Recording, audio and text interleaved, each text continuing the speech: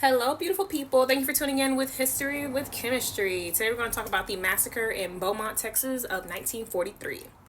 If any of you are aware, 1943 was considered, I guess you could say, the second Great Migration when it came to the African American population of the South, because a lot of people were trying to escape Jim Crow and just the racist mentality of the South.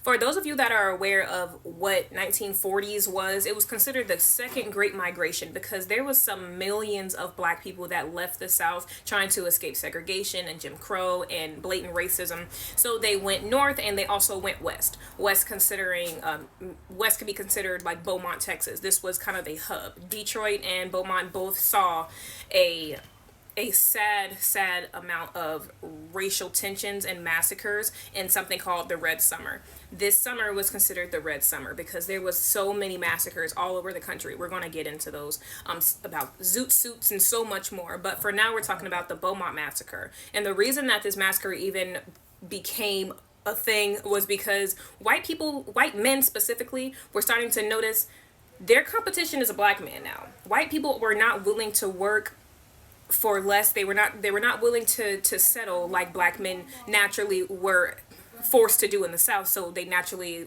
became accustomed to. So black people were willing to work twice as hard for less, and white men saw that that was competition. They were now losing their jobs. They were noticing black people were becoming promoted instead of them. So the hater shit had to start. So what started this was that there was an angry white mob that attacked a bunch of black shipyard workers because a white woman claimed that she was groped or sexually assaulted by one white man or one black man. So in history, you're going to notice, I'm going to put emphasis on this every fucking time.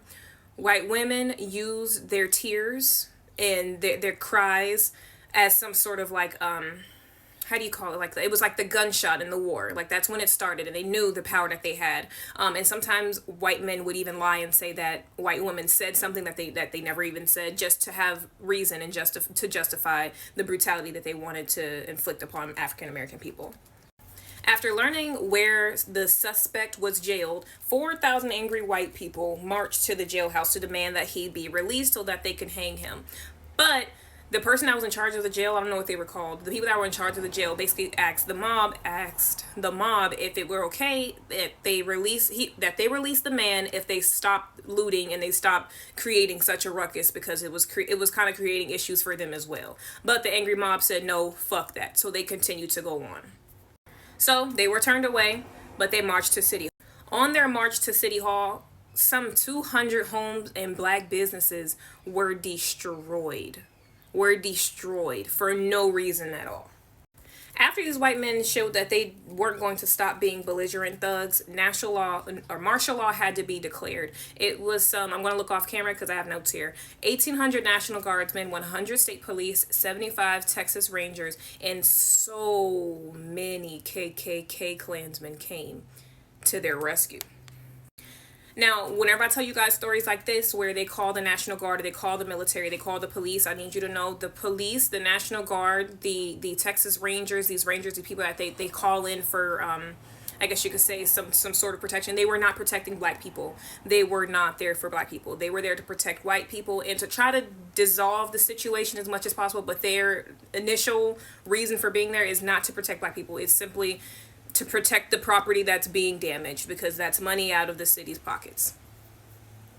Now, I didn't mention in the beginning of this, but I should have. The reason that this all started, the reason that the white people were jealous is because, of course, they had competition in the workplace, but also there was food shortages, there was housing shortages, there was not much power for segregation because black people were starting to overpower the white people in the community, and not in a physical or aggressive way. It was just simply that they outnumbered them. Now, it's documented that there was supposed to be a Klansman, like a KKK meeting or whatever, June 29th of that year, where some 20,000 Klansmen were supposed to meet. But they said that it never took place. But there was an odd series of black individuals going missing leading up to that day. I'm going to remind you, this began on June 15th. June 29th is when they were supposed to be in town. We all know Texas is racist naturally. So it's not like they were coming from far. They knew that this was going on. The KKK was already present when it came to trying to dissolve the fire and the massacre that was coming.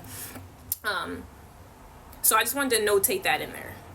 After all of this, 200 arrests were made. Out of those arrests, 178 of them were black, 50 people were injured, and 2 people were killed. And later on, there were numerous other people that died from their injuries that they inflicted during this massacre. But the entire theme of this massacre was to kill as many black people as possible so that the white population can somewhat feel more comfortable with existing on that land. And honestly, I believe it was to kill every black person, because there's accounts that black people were just being killed upon sight. They weren't even fighting back. A lot of black people were not fighting back. They were simply trying to hide. They were being looted and shot. So, you know what I mean? But yeah, that's going to be the end of the massacre in Beaumont of 1943. Next, we're going to do the Detroit massacre, because it's rather similar to this massacre.